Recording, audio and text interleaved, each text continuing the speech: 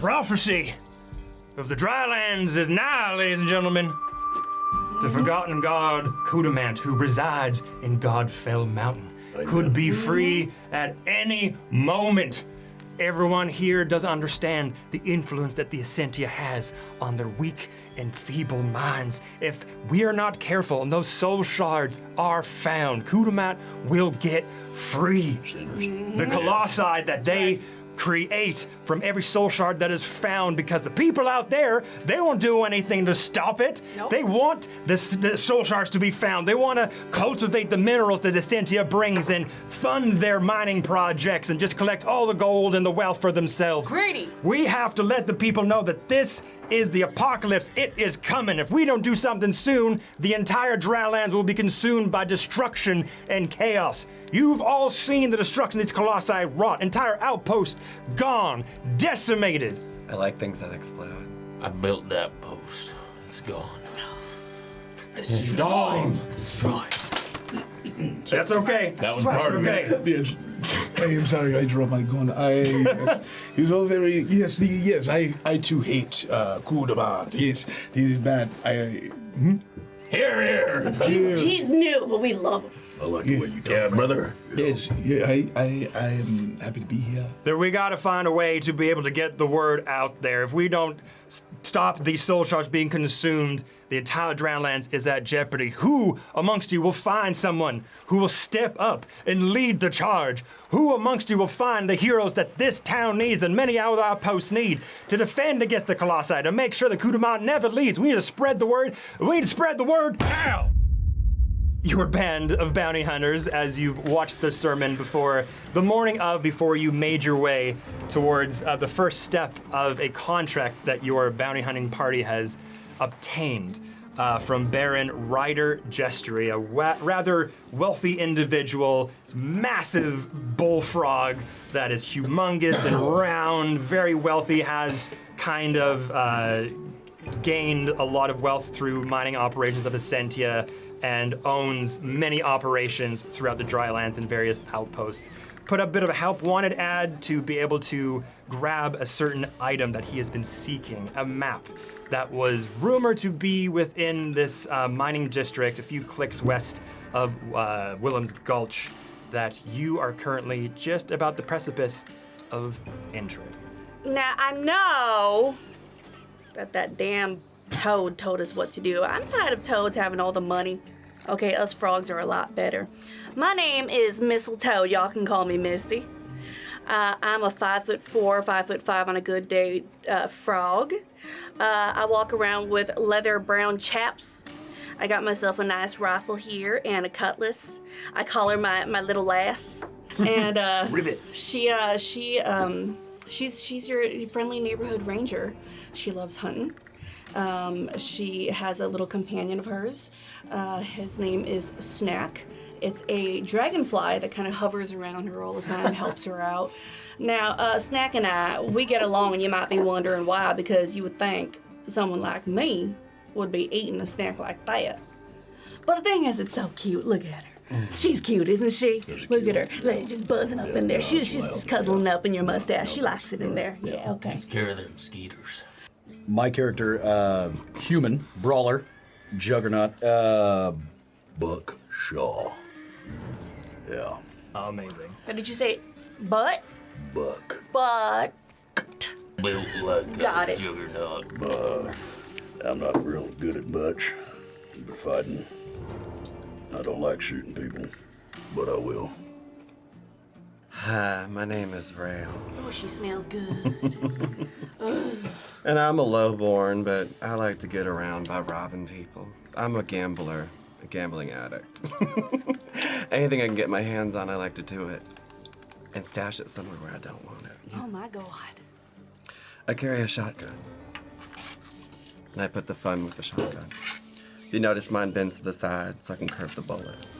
How's it going? It is me, Ndami. I am a a large fireball seraph, Audubon. I was a sheriff, and me and my old boss kind of butted heads on how we should approach things, and so I went out on my own because I have to stop what is happening. These old gods, they need to stay dead. I have a spear, and I also have a, this is what I dropped during the service, a rifle. Just ready to service anyone who needs to learn their manners and to, keep their blaspheming mouths shut. So this is all about stopping and crushing the evil old gods together. So I am playing Bill Brasshorn. He is a fawn, 5 foot flat, and 5 foot round, built like a barrel-chested beast of a little goat man. He solves problems with his hammer. He builds fences, pounds posts, pounds rocks, pounds. Yeah. Like the sign? What? Nothing. Fences. The guy. The only bit of information you got from the Baron was to locate this abandoned mining post, go inside. There's a particular map that not sure where exactly it is in the mining cave system, but to grab that, head back to Williams Gulch and await further instructions.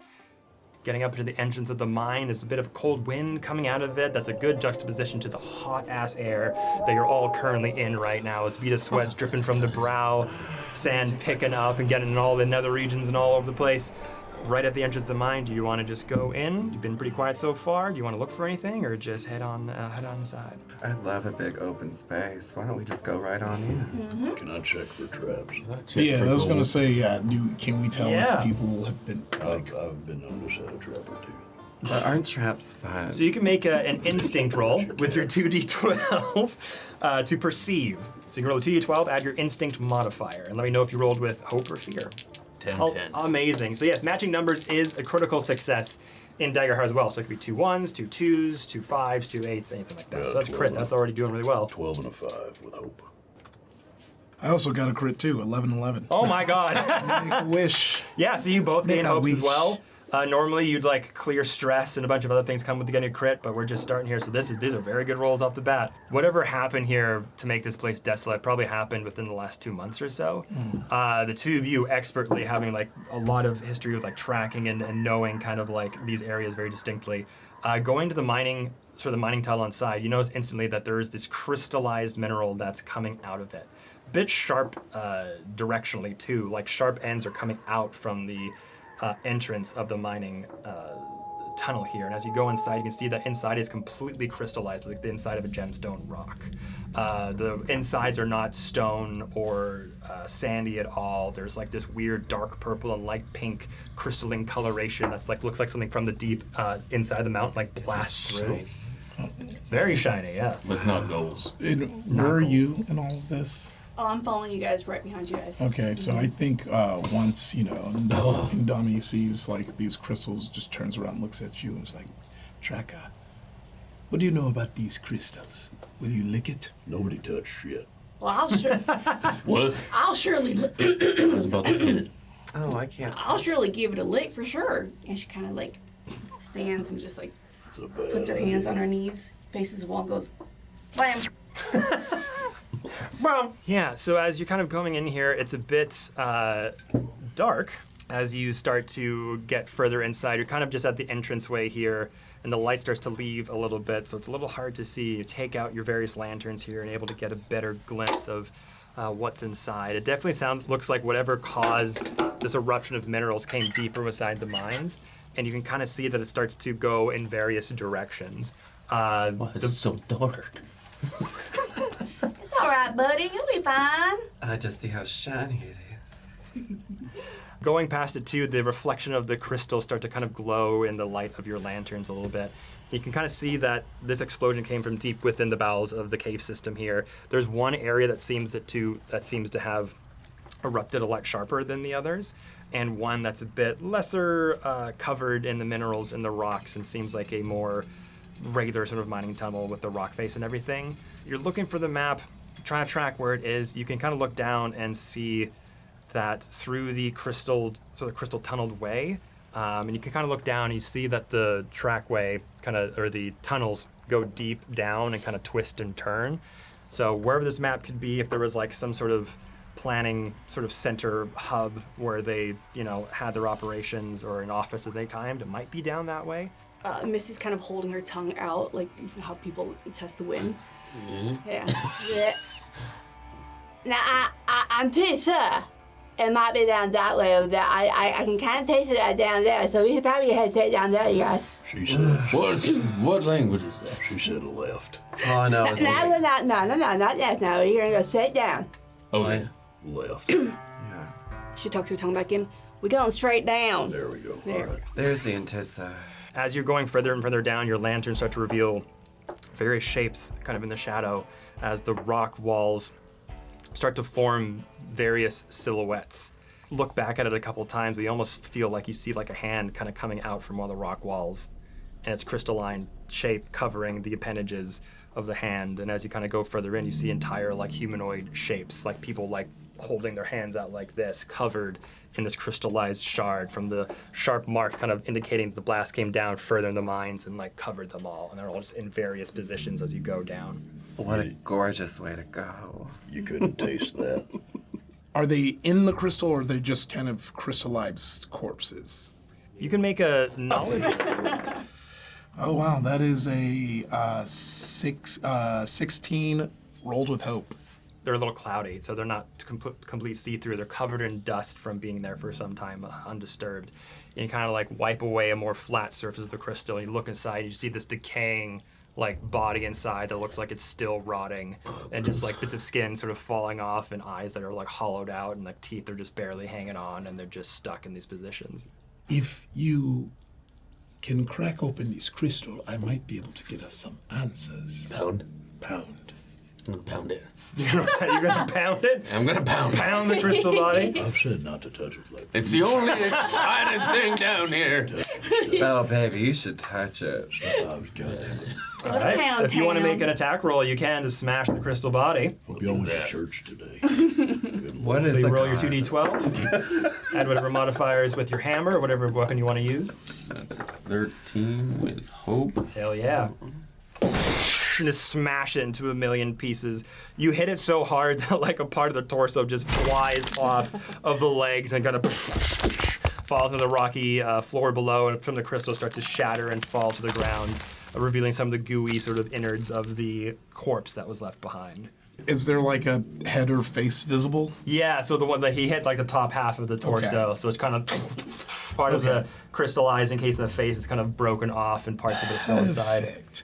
So then, with that, Ndami walks up to the kind of face and kind of like touches it. And I'm going to use final words. You can infuse a corpse with a moment of life to speak with it. I can make a spell cast roll. On a success with hope, the corpse answers up to 3 questions. On a success with fear, the corpse answers 1 question. The corpse answers truthfully, but it can't impart information it didn't know in life. Here we go, making the roll. Yes. I love talking to a stiffy. All right, we got a +2 to spell cast. Let's make it good. Okay. Oh, barely. Nice. So 7, 6. So that's a 13. With +2, with 13. So 15 plus with hope. Nice. Nice. Okay, another one to add to the sheet. You're inspiring. So what does this ritual look like, or when you kneel down to talk to this legless corpse encased in crystal? I know one of you hopes to help me in my mission, in my journey to stop. I've spoken with you. We have communed. And in this moment, you can help me by giving this corpse life to answer me so we can get to the bottom of this. His eyes go completely white, and there's a warm aura on him, and he goes completely silent, and the glow, the aura around him, moves from around his body and just migrates towards his hands, which are making contact with the corpse's face, and the corpse's face lights up, and the eyes go white in the same way his did. the skin still fresh and moist from being entombed within the crystal all this time. And as soon as you touch it, like bits of the moisture kind of cling to the tips of your fingertips as you make that connection. The eyes, and they match yours, correct? Yeah. So now you're completely locked in and connected, and the teeth start to grind a little bit. And you just hear the last gaps of breath and life come back in this corpse. Tarnation! What? Baby, you could use some gum. Okay, everyone, I need everyone to just stop talking because we can really accidentally ruin this. Okay? I will speak and I will get answers, and I will start off with, what did this to you?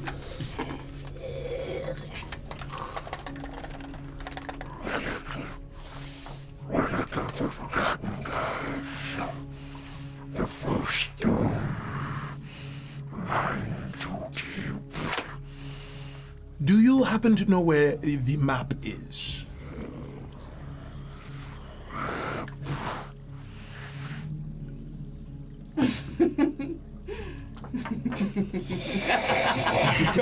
God bless you, Dice King. I love you.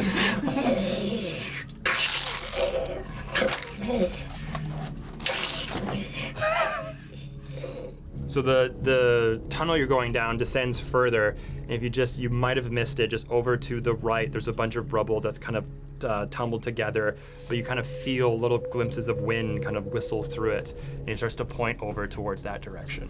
Wow. Never seen anything like that before. Will you relax, you hornless goat? May you take me with you. I see my family. Oh, sure thing, sweetie. Put it out of its misery. Baby, No, you're carrying him. We will take you with me. And I'm going to use the loophole in the fact that as long as we don't ask him one last, let me see, I don't think there's a timing on it. So, yep. Once he finished answering the question, it turns to dust. So there's no timing. I nod and I pick this half corpse up and I rope tie it behind me. So this like creepy corpse is on my back now. All right, so should we find this map? Why not? All right. So some of the boulders here are going to have to. They're very, very heavy. So someone's going to have to move these around to be able to get down to the rest of it. Buck. Or Put your hammer down. I'm gonna pick up. Come on, some Buck. I'm gonna pick up some of the rocks. All right. So make me a strength roll. So with those 2d12, oh, so add your strength modifier. So for assisting is a bit different in Daggerheart as well. So if you'd like to assist, you can spend a hope to give Scotty an extra d6 to the roll, or you could roll the Are you d6. strong? I'm strong. he's so strong. I will assist with words of affirmation.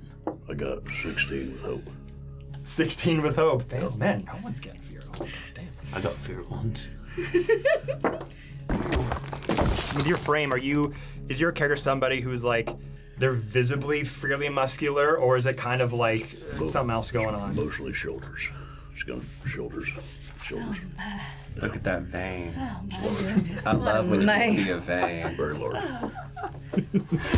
Put them down. Does not take you very long. Freakish strength coming from Buckshaw here as it slowly clears the way down, and then you see that the crystals are still sort of forming around here, but they're not as sharp, they're not as jagged, and it descends a little bit further. You can see from the top of here that there's a bit of an opening, and it looks like some sort of office or headquarters space for this mining operation below, covered in dust. Do you proceed? Can I send my dragonfly to kind of take a look first? Yeah. Yeah? You definitely can. So you being a ranger, you have a little companion that has its own stat block. So they're able to like make an attack as well. It might even have a couple of its own stats that I believe that you can roll with. So how do you communicate to the dragonfly, and what are you trying to get it to do? Snack the dragonfly is kind of asleep on my shoulders. He's a very lazy dragonfly. I tap him a little bit, and I lean over and I go, Juba jabba, juba jabba, juba jabba, juba jabba, juba jabba, juba jabba, juba jabba, juba jabba, juba jabba, juba jabba, juba jabba, juba jabba. She's still in jujubes. and then just starts to flare down. So what are you trying to get your dragonfly to do? Just to like see the area, look out for any particular, just look for where the map is? Yeah, my dragonfly's going down there to kind of scope the area, see if there's any dangers, anything that we should be aware of, and hopefully if they can get eyes on the map at all. Or at least even just show us if there's like a clear path, a safe path to continue going Yeah, on. so you can make an instinct roll with using your companion stat block. So you start with a 2d12, and you'll add the instinct modifier to that roll. I rolled a 11 fear. So the dragonfly kind of starts going in there, but it's looking at a lot of dark shadows. It can make out various sort of silhouettes of other beings, like that have been blasted from this crystal shard, but it can kind of see shadows and silhouettes of like large mineral deposits, like down where the large work table bench is, that have like massively sent this wave from it. Like you can kind of tell this might have been like the ground zero of wherever this thing started from, with the mineral deposits kind of erupting from. But it's a bit too dark in here for him to see it. Okay. And then I'm assuming it comes back to relay this message to me. Okay.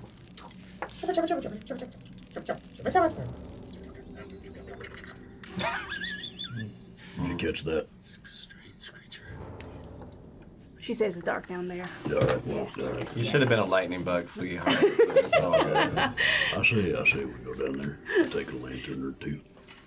Now earlier when he said that they dug too deep, I think we found deep. We found the ground floor there, Well, sweetheart. I ain't digging much more. You go down into this looked like this was a headquarters, a main work area for the mining outpost down here. There's old discarded blueprints that are no longer legible, this massive workshop table in the middle of this sort of carved out space. And you can see little bits of what looked to be some sort of map in the center of the table, covered in dust, barely moved. Various humanoid crystallized bodies kind of like in crouched positions, putting their hands out. Some like parts of their torso are like coming out of the rock wall, hand out, but part of the body still in. And all seems to be coming around what's behind the workbench. There seems to be this sort of oval-like shape of clear sand rock. And then around the sand rock is where all the mineral deposits start to show up and just blast out from this thing. So I see the map. It's right on the table in front of you. Start walking down. It's like 15 Well, that's feet in what we front of you. came for. That's what I came for. So I'm gonna go. I'm sorry about you little fellas. You guys hear that? As you go into this room with all of these haunting sort of crystallized figures surrounding you, are you the one going in the middle of the room, or the rest of you kind of waiting on the outside, or is I'm right everyone by in there? Buck. Pardon me? I'm by Buck. You're by Buck, so two of you going in? Yeah. Ready The if rest of you anything goes hanging bad. back, or are you also in the room? I think Ndami's kind of waiting behind. Waiting behind? I don't move first. Don't move. I'm hanging out behind the little zombie backpack, and I'm kind of just poking and prodding at him because he's kind of cute. He's kind of cute. I'm definitely behind the zombie because I don't want to smell that breath. Okay. So as the two of you walk up to the table, Buckshaw reach into the dust as it falls to the ground, pick up this old dusty like leather map, like it feels and looks old, ancient. Has some sort of depictions of pathways all over the Drylands, marking mineral deposits of some kind. And there's various old language writing on it that you don't understand at first. But when you're overlooking at the table, something starts to shake. That kind of feels good. And up behind the table where that blast radius is coming from, this cube-like box starts to vibrate and come up into the air. It is brass gold coloration, has a old stone and metal work to it, and has the depicting faces of skulls on each faces of the cube with these sharp points on either end. It just looks at you and the eyes just start to go boom, and emit bright white light. This sort of flame energy comes out of the mouth, and I'm gonna put us into combat. Oh, boy. And What in darnation? God. So I have, right now, I have 7 fear to use for the stuff that I want to do. As the GM, this also combat does not have initiative like D&D does. It is a conversation. I can use fear to interrupt the scene for as many things as I can use it for. Once I've done spotlighting myself and my enemies, I turn it back to you, and you all can Just go however you want. You can come up with combos. One of you can do a thing while another person is doing a thing, as long as you have the resources to do so. And if I have hope left over, once one of you is spotlit, I could use that fear to interrupt and do more crazy shit. So with my turn, I'm going to use a fear to get started here. The battle box starts to emit flames and chaotic energy that glows in sharp pinks and blues and purples with the red flame that comes out of its mouth. The fire jets are radiating out of its mouth. It's going to hit both Buckshaw and Tank. So you both will make an attack roll against the two of you. 19 to hit. Does that hit? Does it go past your evasion? Yeah. Yes. Okay, so the two of you are going to be taking 2d8 damage here. That's 9 physical damage to both of you. So you look at your damage thresholds. Is that under or above your minus damage threshold? Under. Under, you take 1 HP of damage, unless you want to spend an armor slot to reduce that even more, and it becomes nothing. It is. And then spend an armor slot, it becomes 0? Correct. Okay, fantastic. Then the second move, shocking gas. So the box sprays out silver gas sparking with lightning. And once again, you two have to make me finesse reaction rolls. Or mark 3 stress to nullify it entirely. So it's a 15 with fear. That does succeed. 14 with hope. That is a failure.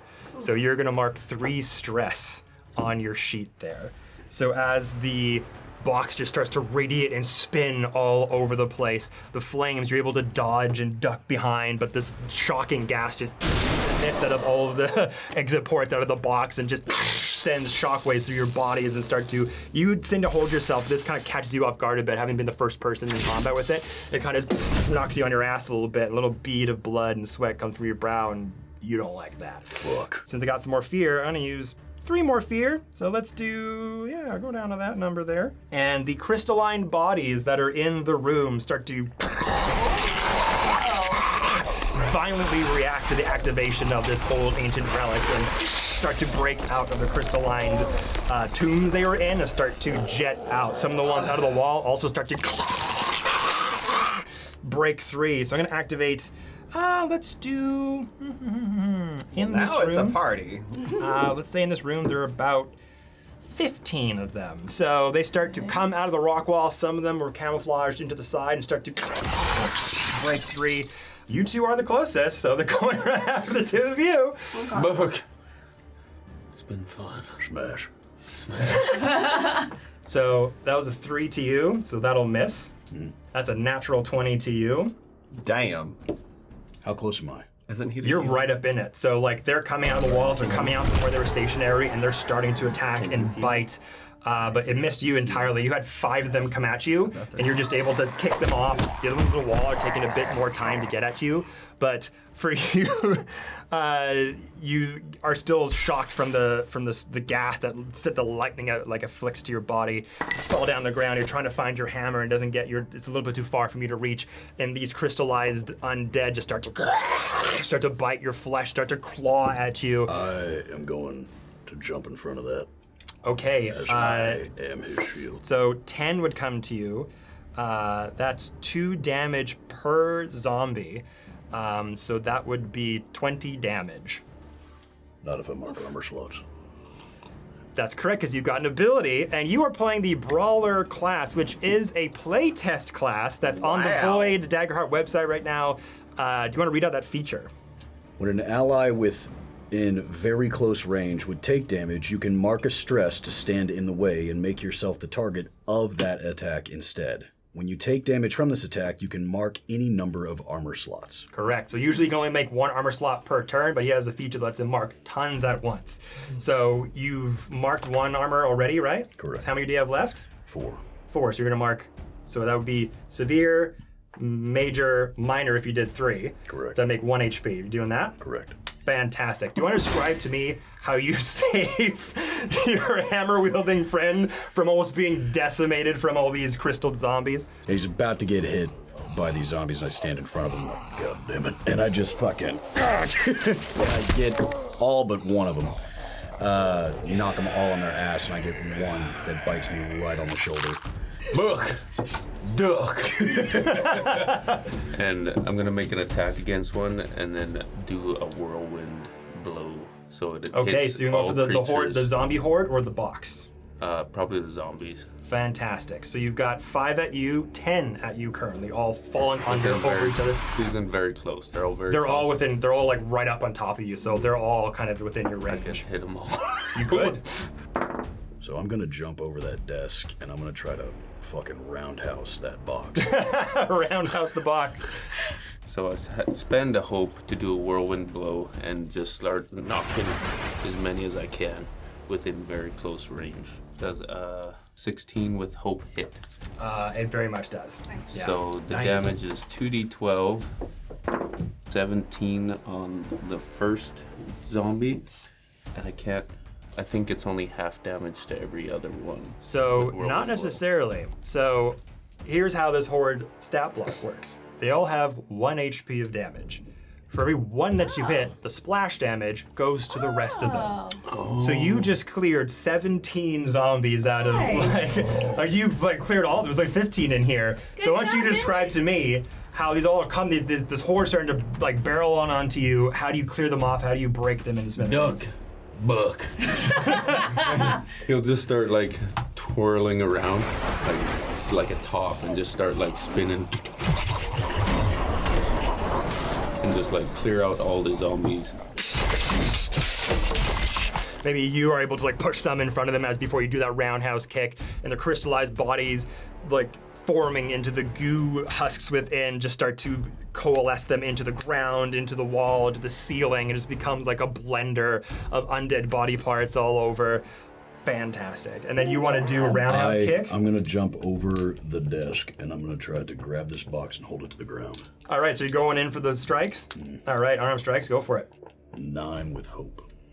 That will not hit. Unfortunately. Shit. So you two you went, it flew wide. Was there anything else you could do? Misty kind of peeks out from behind the zombie and goes, "Well, shit."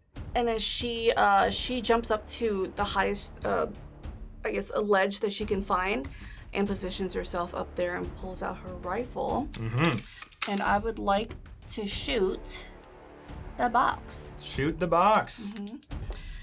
And that is a 14 with hope plus 2, 16. Nice, that'll hit. That'll hit. And she takes out her rifle and she aims directly right at the box. And she goes, "I ain't a lesbian, but I'm gonna hit that box." And she takes a shot. Bam, all right. I rolled an 8. 8 damage, okay. Makes a bit of a hairline fracture off it. One of the sort of gothic points at the edge of the box kind of breaks off as you cock the rifle and go in for another shot. For you, our rogue friend, Yeah. you said you wanted to ask if you were hidden? Yeah, because I'm stationary, so I'm always cloaked when I'm stationary, right? Oh, is that a thing? Yeah. So if you stood still, you're at the precipice. It's shadowy in here. You know, you just say you can't see. Yeah. So it's dark in here. The lanterns are kind of lighting the way, so you are very much covered in shadow. What are you doing, big boy? Because it looks like it's fucking messy over there. Don't worry, I will put a stop to this. This foul box, this foul machination of the Dark One, this regression to what is good and right will end right here, right now. And I will grab my spear and I will make an orderborn roll, which is whenever I do attack or do an action that is honoring one of my dedications. My dedications in my orderborn are protect the weak, keep with the faith, and banish all abominations. This box is abomination. My good friend Buck is looking pretty weak under that box, and right now I'm keeping with the faith and doing my mission as this kind of soldier for the new gods, and I am going to toss my sphere, and because I'm doing an orderborn roll, I am rolling with a D20 as my hope die. Damn! Instead of a D12. Can I also do inspirational words? Yeah, for sure. You can all act at the same time. Yeah. Okay. I'm gonna give you more hope, baby, because I know you want to take down that ugly big brick of a fucking monster. And that is with a D20 still a 9, but it's still 17 with hope. Damn, that does hit. See, I was so inspiring. I ate that. You ate that. You ate that. As you've channeling in your spear with that energy, what does that look like? How does it manifest? Oh yeah, it's the same. Like as the speech, is going on with me, and I kind of am standing legs apart. With this speech, I hit a fever pitch where I am just so shiny, it's almost kind of hard to look at me. I'm just completely glowing, and then once again, that glow, which the apex of it starts at that symbol and then moves to this blade. As I toss it, this glowing blade just kind of hits the box. I don't know if it's gonna break it or if it's just gonna do another kind of chip away damage. And while the spear is mid-air, my inspirational word is, don't miss.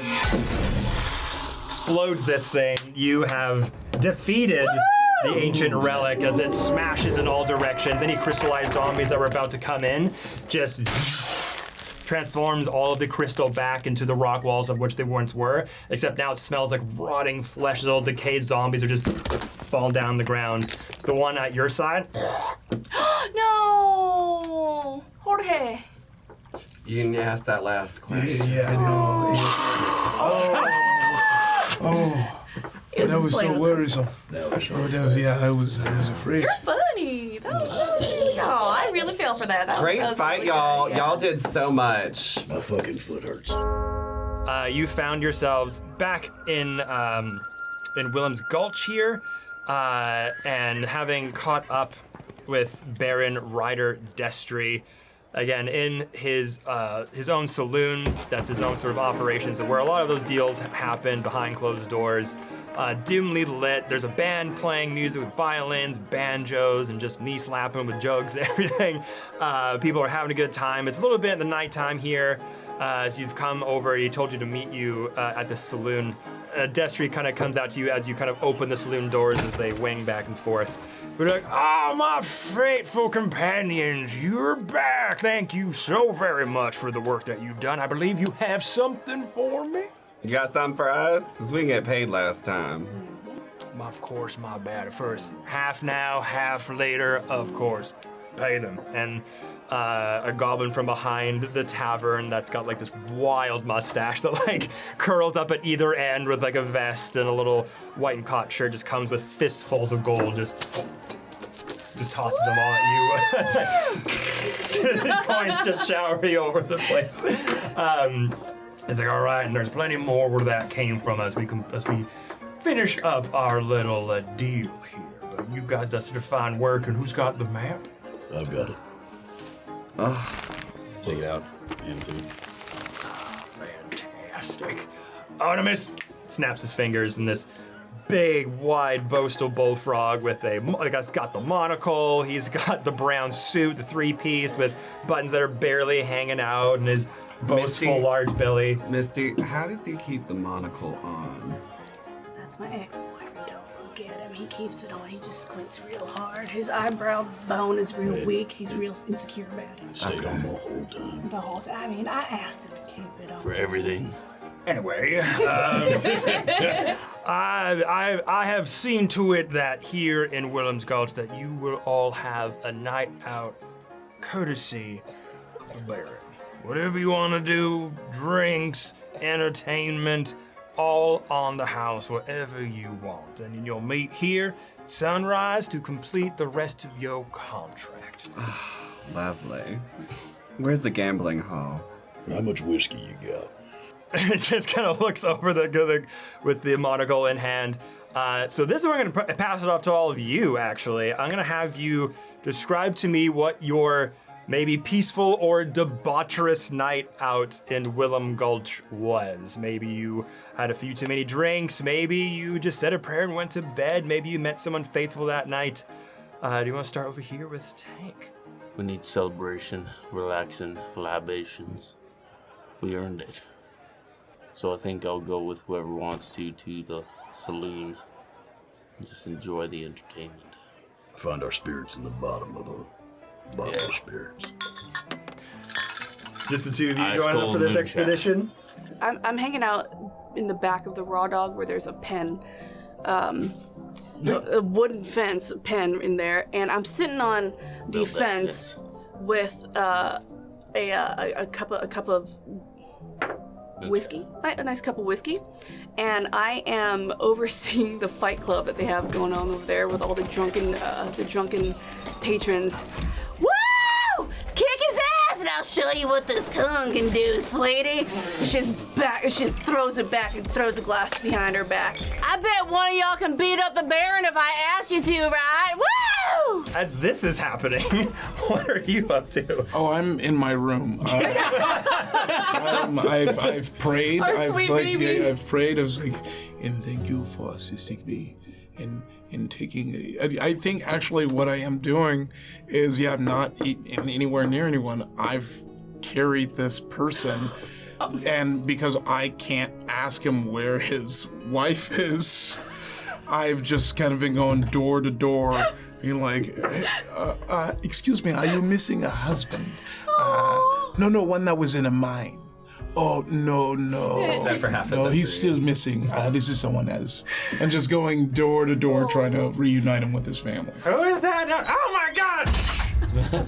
Yeah, so that'll be the rest of the night. Fantastic, Yeah. trying to find your corpse's wife that probably passed away. But if you wanted to bet, Yeah. so how about this? Roll your 2d12. Don't worry about a modifier. Just if you rolled hope, things will happen. Fear, things will happen.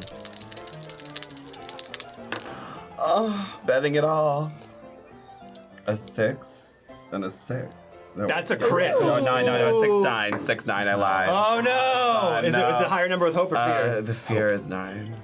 What would you think you would have? Oh, wait, yeah. Oh, it is. Oh, Yeah. jeez. Okay. Sorry. So going into the jewels that you acquired, the fistful of gold coin that's in your bag, you just put it all on black and just roll it, and it perfectly goes to the number that you wanted. Ding! And you got double the money that you had before. So you got 2 fistfuls of coins, and all the gems that you had, they gave you that equal in gold as well. So you got 3 fistfuls of gold right now that you just held on. Isn't gambling fun? You can hear a voice emanating from outside going down the sort of laneway of this old town of Willen's Gulch that's been around for quite a while. It's one of the first sort of populated settlements in this area, and you hear Preacher Rayos that we met at the start of our story and his sermon, telling people the dangers of the prophecies of Drylands.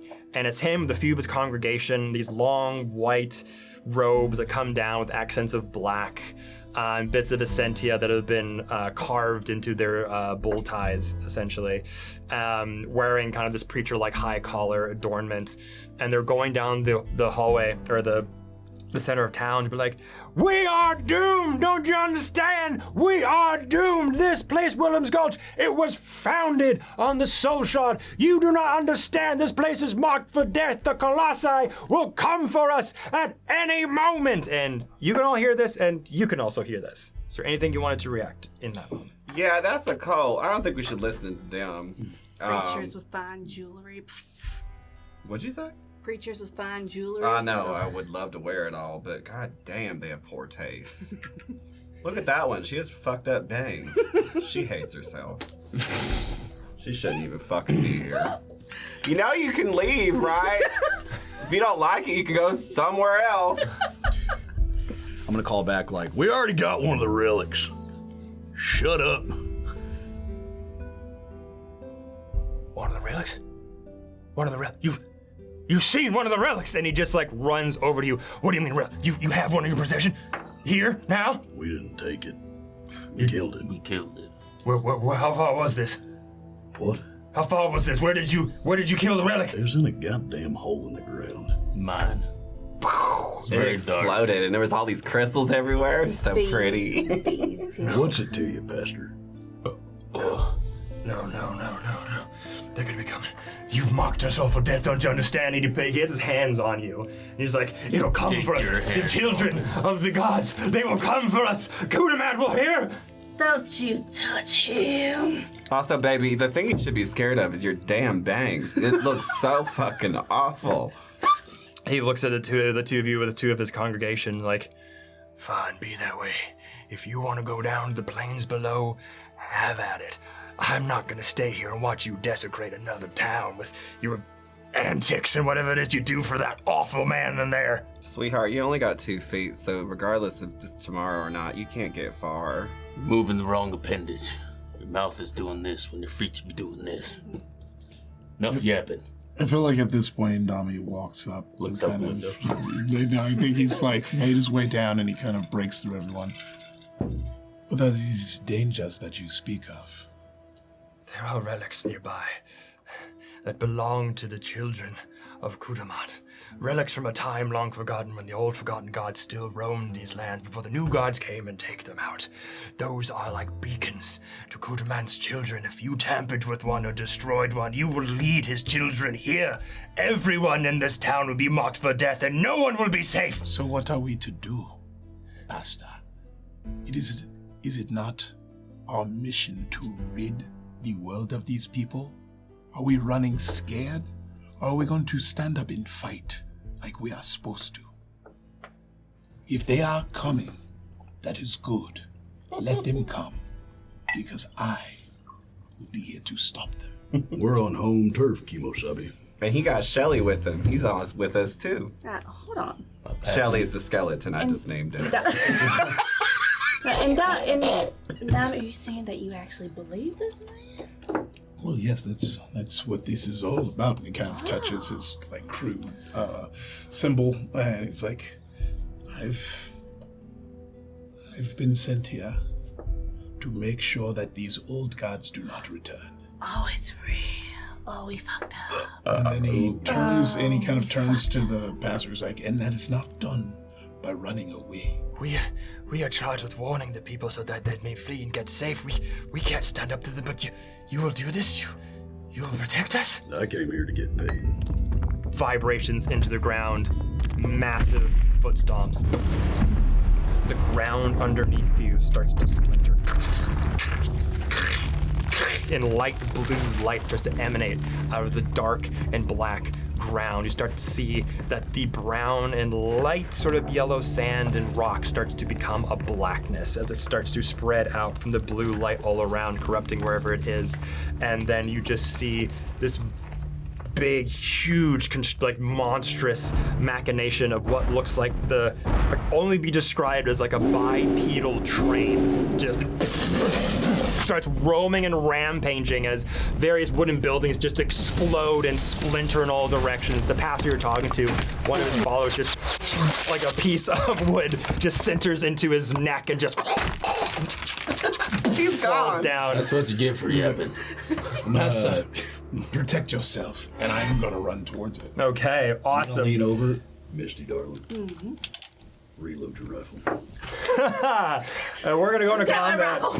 Where's my rifle? As one of the children of Kudamat has arrived, the myths about the first soul shard being found here in Williams Gulch seem to be true, as this bipedal four-legged steam engine train with red and orange light glowing all around it, black and steam smoke spouting out of various chimney stacks, this massive bladed horn that almost looks like a rhinoceros just gorges through various residents as they're running away.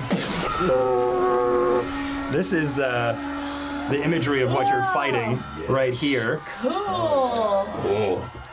This thing is over 130 feet tall, 220 feet long. I can bench that. Which do you weigh?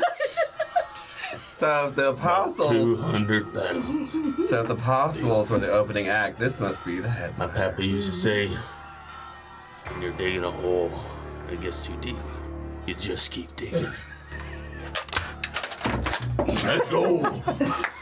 As this thing rolls in towards you, I am going to have this thing just run up and start to charge at you all as it's blown up a few settlements around here. People are running scared. He was charging. He was charging, but I have fear, which means I can make it go first. So as you're going to meet it with the spear in hand, this guiding light in the night that goes against the children of Kudamat and the old gods, it runs towards you and it starts to turn. Like almost like stops itself because it wants to like meet your gaze, and it tumbles from the sheer weight of it, and it starts to tumble and barrel roll towards all of you. That's the biggest piece of tumbleweed I've ever seen. I need all of you to make an instinct reaction roll. Okay. You're trying to beat Donnie. a 14. Pray to them gods. Yeah. Roll with which one? Woo! Critical success. Oh shit! All right, that was a 16 with fear. Okay, I had a 16 with hope. 16 with hope. I have 21 with hope. Damn! I have 14 with hope. 14 was just the goddamn DC. So as this thing rolls, this mat, like was that 100 feet long, 220 feet long, as it rolls through you, how do you evade it? Are you just diving out of the way? Do you just jump up and go over it? I jump through one of the Indami jumps through one of the windows, and like it looks smooth, but since I did it with fear, I think on his way out, his foot catches on one of the window, and he just kind of tumbles and rolls. So he makes it through, but he does kind of eat it a bit. Oh, when he sick. So as rolls. it rolls through, you kind of bundle up and go through one of the windows of, Yeah. of the train. It's Yeah. come out the other side. Awesome. I'm gonna throw Billy in the air. So Okay. I'll be like, We're running side by side, Bullet and I bill. grab him, spin, throw him up, and I'm sliding under this thing as it's tumbling side to side. We're at a Pink concert. I'll use my Caprine leap to jump as she's like throwing to propel myself over top. And how about you? I'll roll onto a piece of it. How about make me an agility roll? So how these colossi work as far as monster stat block is pretty cool. It's unique to the Colossus of Drylands campaign frame. To be able to climb it, you have to start at the legs. This thing has 2 legs in front, 2 legs in the back. If you want to get to certain segments of it, you can only go from one segment to the other.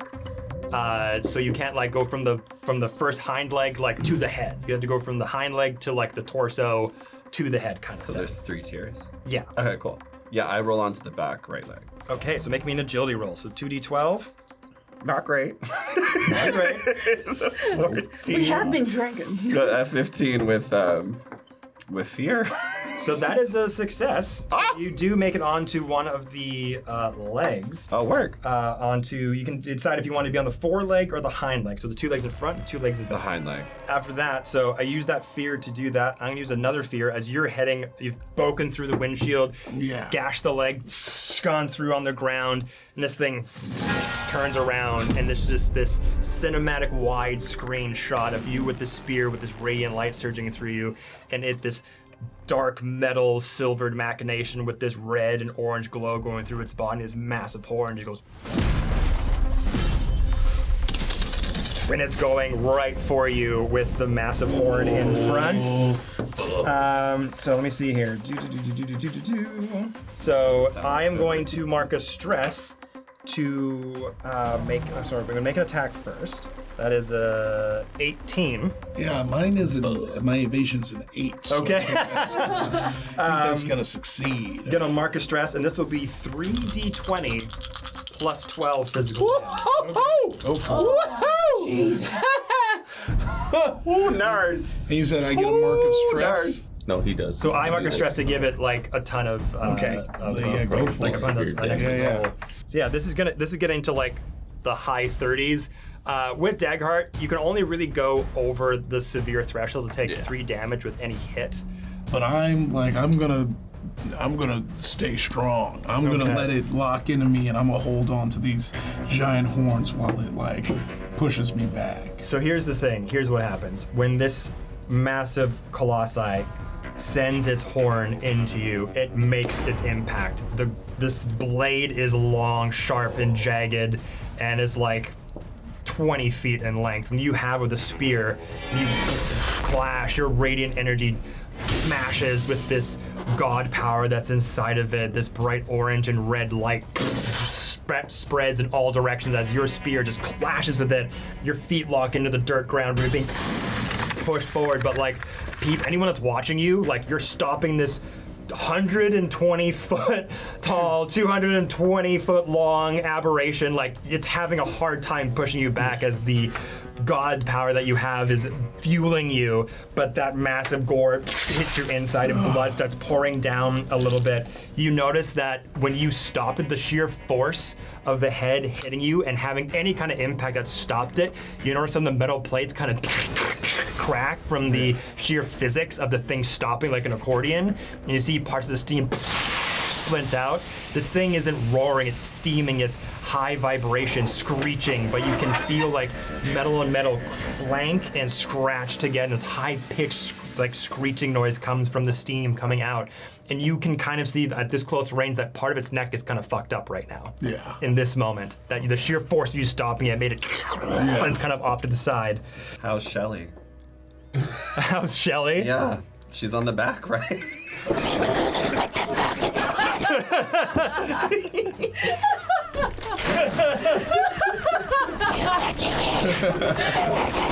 I'm gonna see. I'm gonna use one of my experiences. So, no one left behind.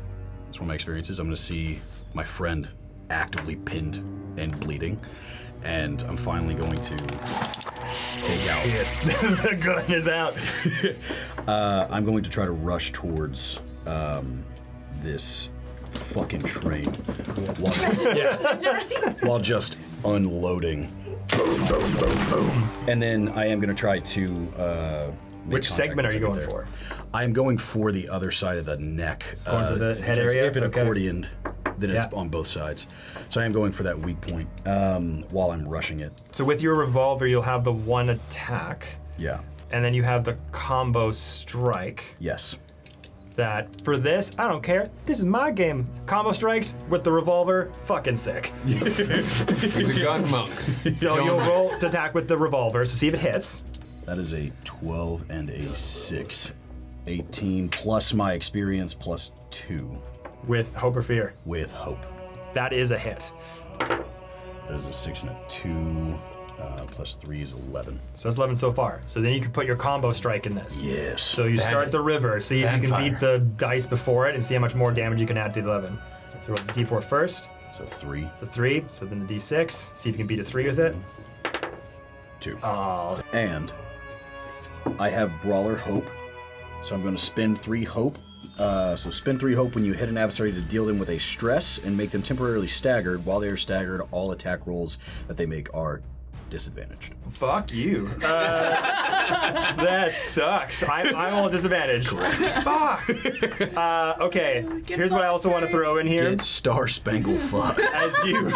As you do that and start to fire, you don't normally like using your gun. Correct. You've not really told anybody why. As you take it out and the bullets start flying, you see that this aura starts to go over Buck Shaw as flame starts to cover the body. The gun itself starts to morph from a slick silver to a gunmetal black, and the bullets that come out start to have this dark red energy like flames coming through it, and your eyes kind of tint with this little wisp of mist that start to come from either side of your tear ducts as the red mist comes through. As you holster the weapon again, it starts to emit that glow all over. Yeah, I'm gonna immediately roll knowledge to analyze and see what power source, or Yes. if this is something I would clock right away. You can let me know. What the fuck is that? 8. I rolled an 8 knowledge with fear. This, you're not sure. You've seen things like this before. It is a dark energy. It doesn't feel positive. For all the time that you've met Buckshaw, you haven't been riding together too long. This is the first time he's taken out his gun and fired it. For now, I'll take a mental note. Question. Now that I am possessed, do I get any buff? After I just made you. I am filled with some type of. I tell you what, if you take 2 stress to hold on to the weight of this new form, I will give you a d6 to all your rolls. Deal. Done. I need to get on this train. Okay. Join me, Misty! Join me! I'm coming, sweetheart! Missy pulls out her rifle and starts running towards the train, and she shoots out her tongue like a grappling hook, sticks it on the side of the train, and I slingshot myself up and in the air. That's when I take my shot, and I would like to use my ranger focus. Okay, so climbing onto the Colossus, you have to get up the hind legs first. So you can get up the hind legs pretty easily from the ground. If you wanted to go from the hind legs to the torso or to the head, that'll be an agility roll. Okay, let's do that. Okay, Yeah. so we've gone up the forelegs, so make me the 2d12 agility roll, add your agility modifier. 13 with fear. So you rush up, and you're climbing up the top of it, but this thing is in battle. Those red beads of light that the bullets emit, the demonic flame, starts to embolden the light within the power source, starts to glitch with it, and starts to stagger and go all over the place. But it's starting to shake all around, but you're not able to climb to the torso. You reach to the hind leg and kind of get bucked off a little bit, but you're able to still make that focus roll. Hang on, Misty. Spit my tongue out and I stick myself and I kind of hold on to it, and like take my sticky little feet and hands and just stand on it. Can I attack? Yes, you can. I'm a shoot in the ass. Shoot in the ass. I'm a shoot it. So are you aiming for the hind leg specifically? That would be the section that you're aiming for. Shoot. Can I aim for the butthole? Does it have a butthole? Oh, that's a butthole. All It was right. outside. Is this a ranged attack that you're doing? I believe so. This is yes. And I'm using Ranger Focus, and it says spend a hope and make an attack against a target.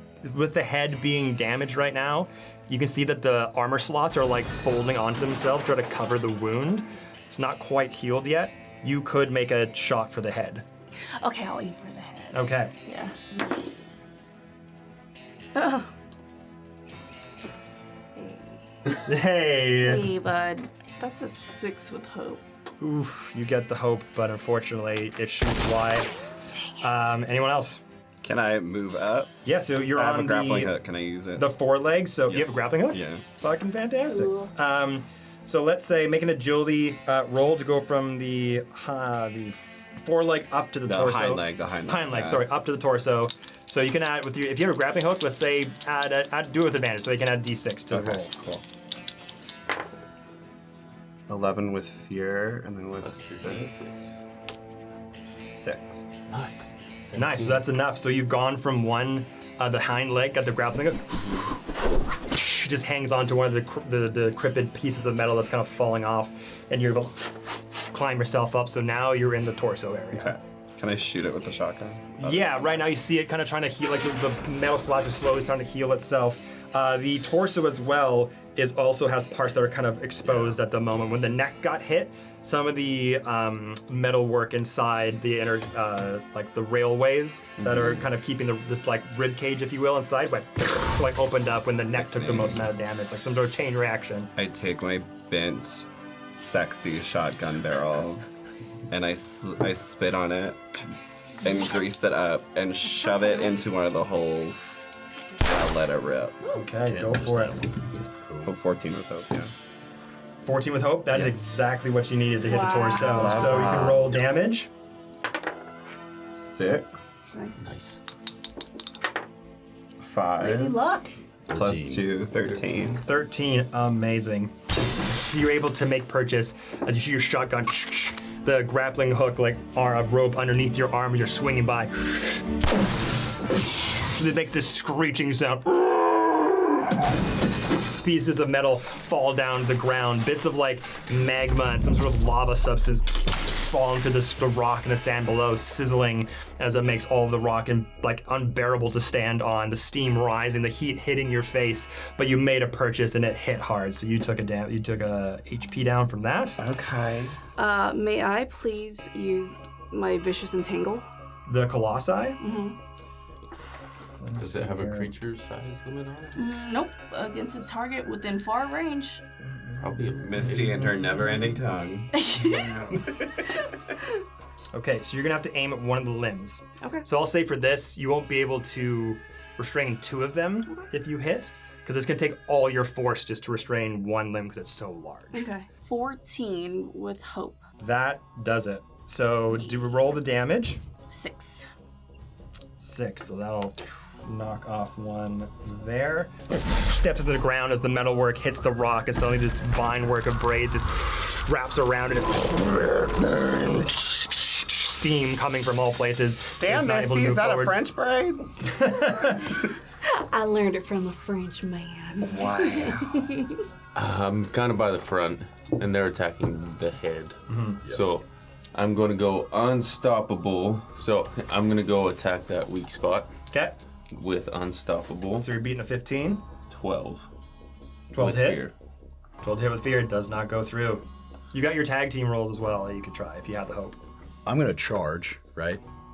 I meet Billy while I'm running, and I'm going to call to him, throw me! And see if you can just give me a little bit of extra. So you spend your 3 hope together, and you basically both roll. You both make your attack roll, the 2d12. Whatever's the highest roll will be the roll that would be applicable. Okay. So it's kind of the two of you kind of rolling with advantage. I have 20 with hope. 20 with hope. So that's a 20 with hope. So you both got 20. Ooh. So now whatever move you wanted to do with this, whatever attack, you both do that attack simultaneously, and the damage is combined. I want to hit with my hammer because it hits I'm freaking using hard. I'm using body basher.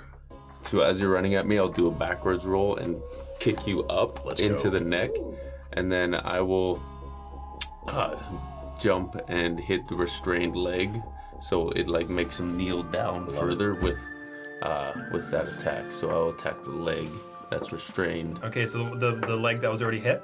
Yeah. Okay. So that's 25 damage with Okay. the hammer.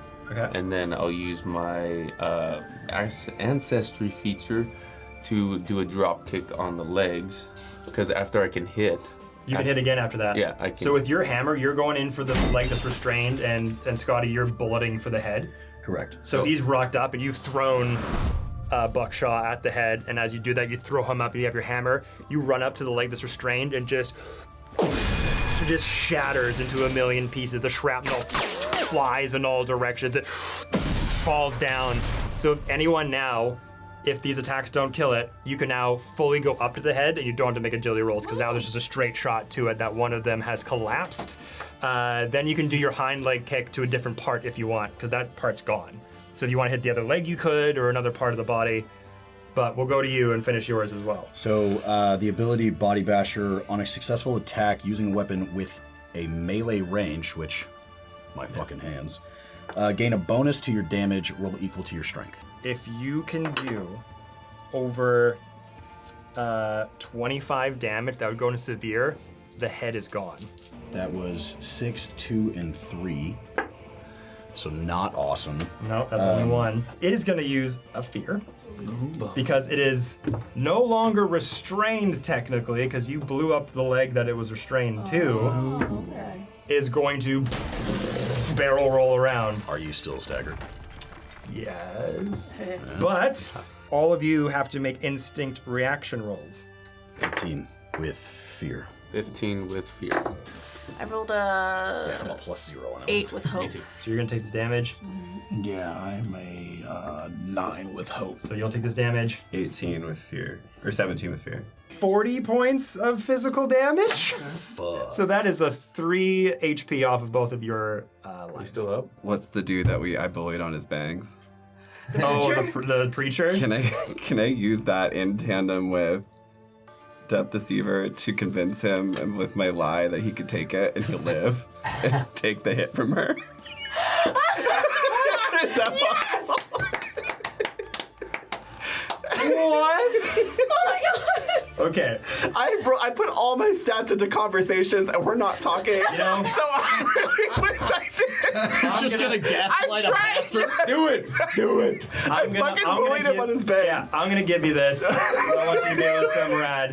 Get a call out. Hey Bangs, you've always wanted to see a god. It's before you, and honey, I know you can take this hit. You got that good armor on, and you know what? I feel like this is your moment. The armor of This God. is your moment. The Take armor it. of God. Armor of Okay. God. What does the ability say? Like word for word? Troublemaker. So I'm using 2 abilities. Yeah. Troublemaker. When you taunt or provoke a target within far range, because the bitch is not near me. Yep. Make a presence roll. So make the presence against roll. There you them. go. 9. That is That a is critical. Cool. Six. With the armor of God. So you say this to him, and like these words on the wind wisp out from the like past your No, lips. what I say is, God's not real, but I am, and you can take this hit, honey. And I'm gonna let you believe you're gonna live. You're gonna live. You'll live to see tomorrow. Your eyes, like, I want you to describe to me what magical, like, reaction comes from this, as you're magically, like, hypnotizing them, basically, to, like, do what you want. So it's like My flash. fun eye changes color and does a little hypnosis. So you would have taken 3 damage, right? Yeah. So Pram says, I believe. This is my time. We can do this. We can beat them together. You're like, Who is we? I'm coming. I'll finally make them proud of me. My gods, I'm here to save you. And just goes over to you and just pushes you out of the way. You just tumble.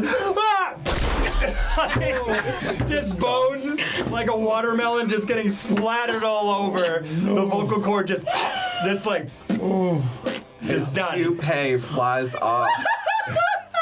It floats in the wind. It lands next to Misty, and I'm gagged because I thought it was his real hair, but instead his fucked up bangs was his own decision, and that the bald spot was also his own decision because he could have gotten a full unit. And he literally just decided on that fucked up hair, and he deserved to die.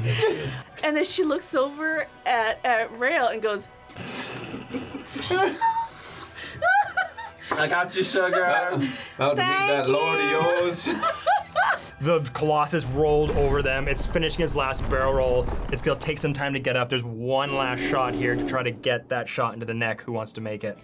Yeah, I think I'm gonna kick back and then rush at him to use my my ancestry ability and ram him with my horns Okay. right into that gap. So that would be my charge ability. So I have to succeed on an agility roll to move from very far range into melee range with one or more targets.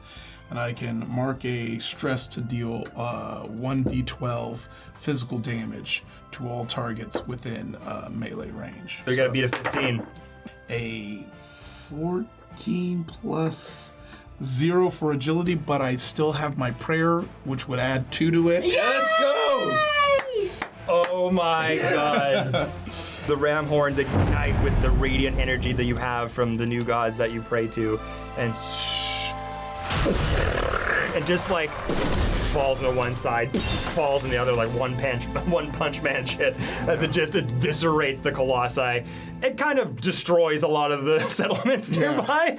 Does all the wooden buildings just get eviscerated from the destruction of this colossi, but then you stand on 2 legs. The colossi is obliterated. I'm on the torso. Where did that go?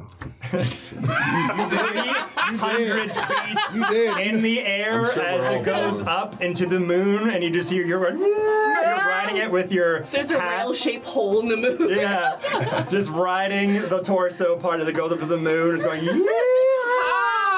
The Ferdinand line hat as it glints into the sky.